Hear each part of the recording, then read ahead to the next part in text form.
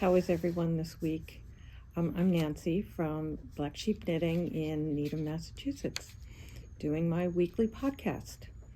This past Sunday, we did an amazing thing. Laura Nelkin, who is a designer, for the third year in a row, has done an event called Knit for Food. And I think I mentioned it before, and people committed to knitting. I don't know if anybody did the full 12 hours, but it was a lot of knitting to benefit Meals on Wheels, World Central Kitchen, No Kid Hungry, and Feeding America. The organization, or the whole group of people who got donations, raised a total of $340,000. So that'll be divided evenly amongst those four groups. So it's pretty amazing when you think that how much good that does in this country, in the world, to help feed people. Nobody should have to go hungry in the world we live in. So I want to thank the people who came in. We had about 15 people here knitting.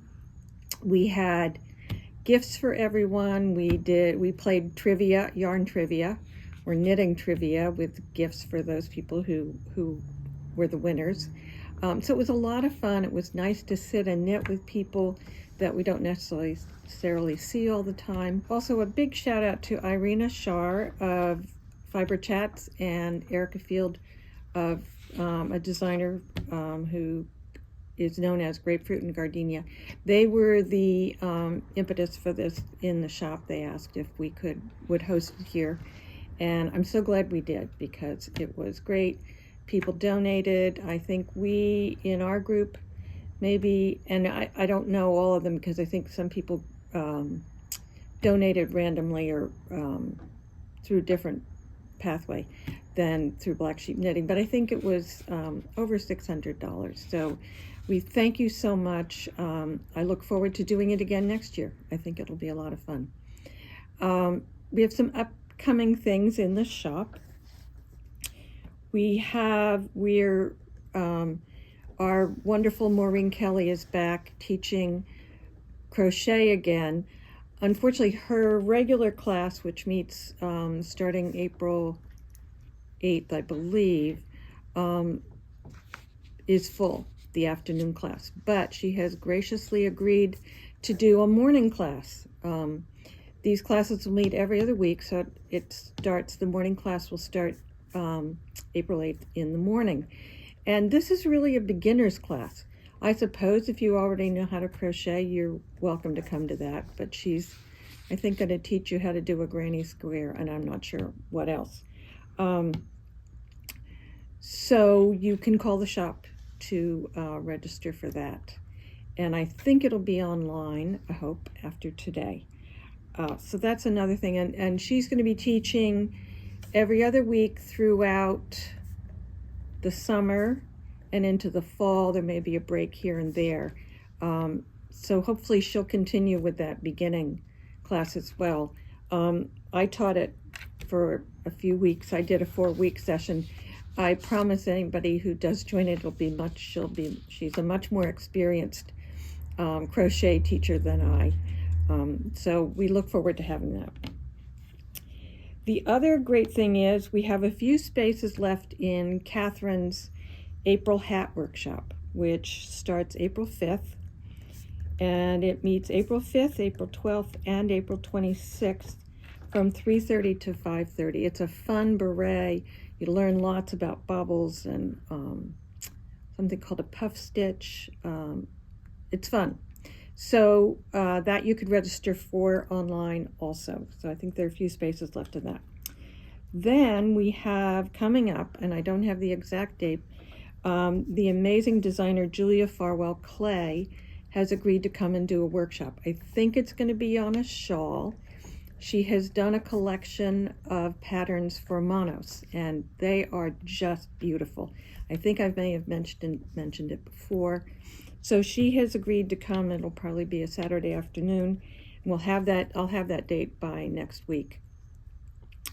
And then on May 13th, Bruce Weinstein is back. So those of you who have taken his workshops and loved them, you'll want to come back again for another all-day workshop. I think we'll divide it maybe into, you could do a half a day. But if you stay all day, he brings lunch, and he makes a vegan lunch. Bruce is a master knitter and a master chef, and he's written several cooking books, and he's written, I think, 1 or 2 knitting books. So he's going to do, it'll be 2, a series of stitches, textured stitches. I think they're slip stitches. And that'll come up as we'll have that in a description online, and you can register for that. That'll be soon. So those are the things. Oh, and Fiona, and she may have given me the date and I forgot it, is doing a workshop on Knit Companion. So if any of you have heard of this, it's a wonderful app, program, what would you call it? Anyway, you can put all of your patterns online, and you can just knit from the online app. Is it an app? I don't know. I'm sorry, I have a migraine today. I'm not thinking clearly. But in any, you'll see. Tons of people are using it now because your patterns are there. You can follow them line by line. You don't ever have to have a paper copy. It's just amazing. So Fiona will be showing people how to use that. So that's all I have for upcoming. Oh, I think Local Yarn Shop Day is at the end of April, and we'll advertise that. And we're going to have a trunk show of Cowgirl Blues yarns from South Africa. We have purchased them from her, and I have them here in the shop, but I'm not going to show them until Local Yarn Shop Day, and you'll love them. Her colors are they're gorgeous. They're just spectacular.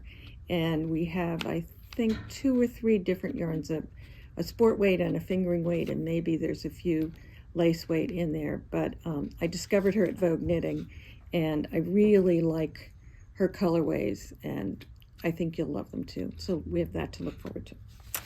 I wanted to show you a kit we made up, and I think probably a lot of you have seen this, the DRK Everyday Cowl that Andrea Mowry came out with this past week.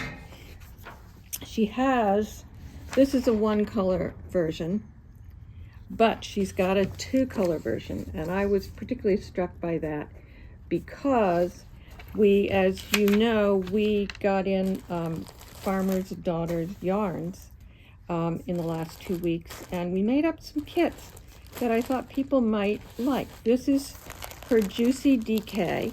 This is one kit, and the color is, this one is called Mary Catherine, and this one is called Suspicious Minds. So you can see a close-up of that. Very pretty colors. And we then did kinetic, I can't pronounce that. Kinetic is this lovely green, and the speckled one is called Cowboy Country. And this is one of my favorite colors. I love that green. So that would be pretty together.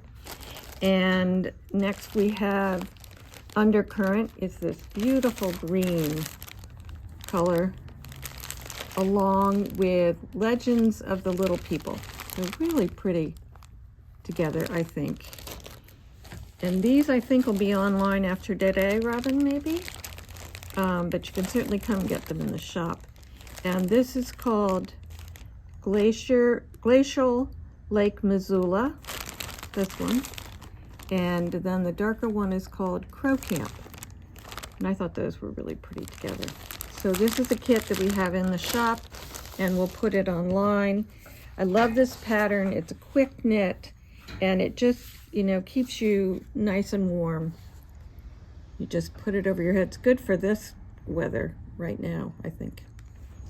Wanted to show you a beautiful sample that Agnes knit, and we thought it was so pretty for this time of year.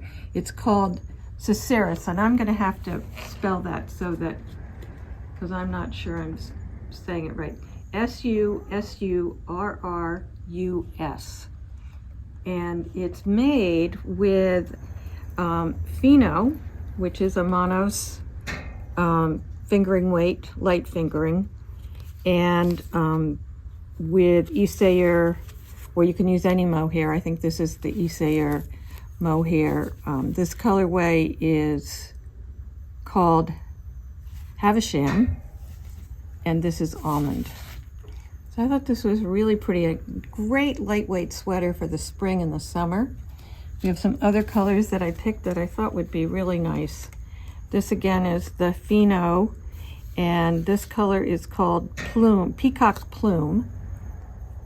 Gorgeous aqua, and I put it together with this new Lang Mohair Luxe that we have, and it's got just a touch of sparkle in it, which I think is fun. And it's called Lang Mohair Lame and Luxe Lame, and this is medium blue, so I thought those would be really fun together. And then next we have, in the Manos Fino, we have Watered Silk, and we have the Isayer Mint together. I thought those were pretty. And lastly, I thought this would be fun with a white. This is called Topsy Turvy. And these are slightly tonal, which makes them fun, as you can see in here. These, and we've garnished this with those color choices that we thought were fun. So I recommend it. It's a fun knit. And then lastly, over here I have another sample in the shop. I'm just going to grab this. This is another New York, and I think I featured this before, and it's called Ursina, Ursina, and this is the Fiber Company Zero, this yarn. So I love the detail on this, and we have all of these colors. The pink, I think I might be out of, or I might have some more downstairs, but I couldn't find it when I was quickly looking, but we can always order it. But look at all those colors that you could do. Again, a good transitional spring, little bit of summer, maybe fall knit. Very lightweight, and I haven't tried it on, but Agnes says it's just, and Agnes did this, just delightful, delightful to wear. So I may have shown this before, my drawing sweater. And I learned some things. I'm now almost ended with the color work. A couple of things I learned about this sweater. One, it has short rows in the back, and it had short rows in the color work. If I were to do it again, there's a little too much fabric up here. So I'm going to have to work on blocking that so that it doesn't bunch up on me. I think that it didn't necessarily need 2 sets of short rows in this. I would have to do quite a bit of figuring out how to, I think maybe what I would do, not sure what I would do, because of the short, I'd have to figure out how to fix this so that, because this is short rowed in doing it back and forth, not in the round. More ribbing, piece of revelation. I don't know. I'd have to really sit down and think, because there's short rows here and then short rows in here, and then you start in the round. The other thing I learned a lot about floats, and this one I found particularly challenging because they were long. Most of the color work I've done, and I've done quite a bit of it, but it's always been short bits of colors. It's not long floats, long areas of the same color. And there wasn't much rhyme or reason to these colors, because it is a very sort of random.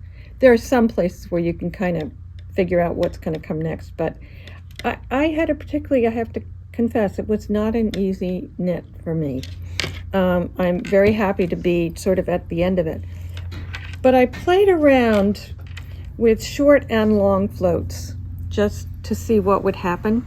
So I did some long floats, and I think the one thing that I learned is that it's okay to do that, but you've got to do some pulling. And oops, I did find a mistake there. I did, after I was doing a long float, I did some pulling in here to make sure that the float wasn't too long. One other thing that I learned, and I guess I'd forgotten this about stranded color work, is that you never want to catch your floats in the same place each time, because what that does on the other side, it gives you this sort of, somebody was saying the other day, twisted stitch, but it's not even that, it's kind of indented, and so you can see the background color in that. So that was a learning experience for me. This there are places in here where I'm going to have to do some decent blocking, and I think I was much better in the beginning of this than I think I was hurrying toward the end. We shall see when all was said and done. So I did learn a lot. I think it is better to catch your floats about every 3 stitches. I really think.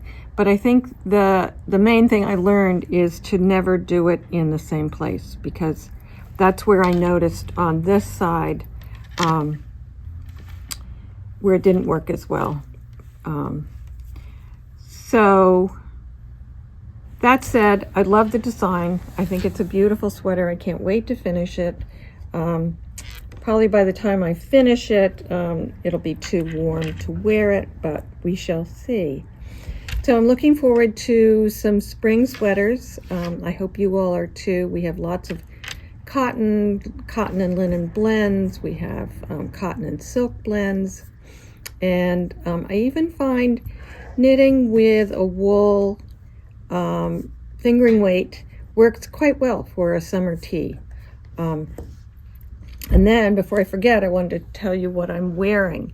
I just finished this yesterday. I didn't block it. I don't know if it needs to be blocked, but this is called Autumn Square, and it has a little square stockinette square right here, and then garter here, and then this big area of garter on the sleeves and at the bottom. And I just love this. It was a really fun knit. It's got a square on the back too that's a little bit different. You can see 2 that. squares. It's 1 square with a square within, I think. Yeah, it's a rectangle. Rectangle. It's not a square. I think it's supposed to be a square. I may have knit a couple extra rows. In any case, what I think this was supposed to be a DK weight, and I did it with Hedgehog Fibers sock and their fingering weight, and Isayer silk mohair held together. And it is just the coziest. Today's a cold day here in Needham, and I'm feeling super warm. And everybody said to me today in my class this morning, they said, what came first, the sweater or the necklace? Well, as luck would have it, I had the necklace first, but it does match rather well, I think. Anyway, I think that's all I have for today. I hope everybody has a great week of knitting, and next week maybe I'll come up with some tips and tricks maybe next week. So we'll see you then. Enjoy. Bye-bye.